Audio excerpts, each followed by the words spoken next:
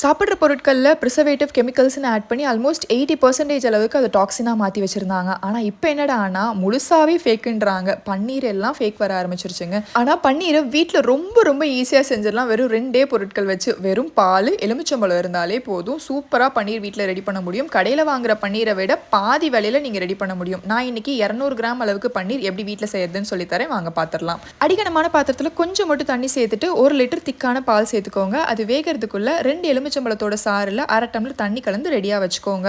பால் பொங்கி வந்ததுக்கப்புறமா சிம் பண்ணிவிட்டு இதை நல்லா கிளறி விட்டதுக்கப்புறமா கலந்து வச்சுருந்த எலுமிச்சம்பழ சாறு கொஞ்சம் கொஞ்சமாக சேர்த்து கிளறி விட்டுட்டே இருந்தீங்க அப்படின்னா உங்களுக்கு பன்னீரும் தண்ணியும் தனித்தனியாக பிரிஞ்சு வந்துடும். மொத்தமாக ஆட் பண்ணிட்டீங்க அப்படின்னா பன்னீர் உங்களுக்கு ஹார்டாக வரும். நான் ரொம்ப வருஷமாகவே வீட்டில் தாங்க பன்னீர் ரெடி பண்ணிகிட்டு இருக்கேன். எப்போயாச்சும் எர்ஜென்சிக்கு மட்டும்தான் பன்னீர் ரேராக வெளியில் வாங்குவேன்.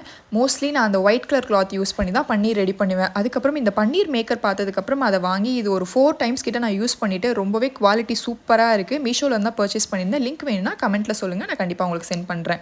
கீழே தண்ணி கலெக்ட் பண்ணுறதுக்கு ஒரு பாத்திரம், அதுக்கு மேலே ஜல்லடை மாதிரி ஒரு பாத்திரம் வச்சுட்டு பன்னீர் மேக்கர் அப்படி இல்லைனா நீங்கள் துணி வச்சுட்டு ரெடி பண்ணி வச்சுருந்த பன்னீரை இது கூட ஆட் பண்ணிவிட்டு பச்சை தண்ணி வச்சு மறுபடியும் அலசிட்டிங்கன்னா அந்த புளிப்பு தன்மைலாம் போயிடும். எலுமிச்சம்பழம் ஆட் பண்ணியிருந்தோம்ல, அதுக்காக தான் இந்த ஸ்டெப் பண்ணுறோம். அதுக்கப்புறம் மேலே துணியை மூடிட்டு மேலே அந்த மூடியை வச்சு நல்லா ப்ரெஸ் பண்ணிட்டீங்கன்னா உங்களுக்கு தண்ணி முடிஞ்ச அளவு அதில் வெளியில் போயிடும். அதுக்கு மேலே ஒரு வெயிட்டும் வச்சுட்டு மினிமம் 1 ஹவருக்கு இதை அப்படியே டிஸ்டர்ப் பண்ணாமல் விட்டுட்டீங்க அப்படின்னா பன்னீர் சூப்பராக செட் ஆகி ரெடி ஆகி வந்துடும். அவ்வளோதாங்க. ஃப்ரிட்ஜில் இதை நீங்கள் 4 to 5 days வரைக்குமே ஸ்டோர் பண்ணி யூஸ் பண்ணிக்கலாம். நான் உங்களுக்கு மெஷர் பண்ணி காமிக்கிறேன். கரெக்டாக 196 கிராம்ஸ் அளவுக்கு பன்னீர் கிடச்சிச்சு 1 லிட்டர் பாலுக்கு.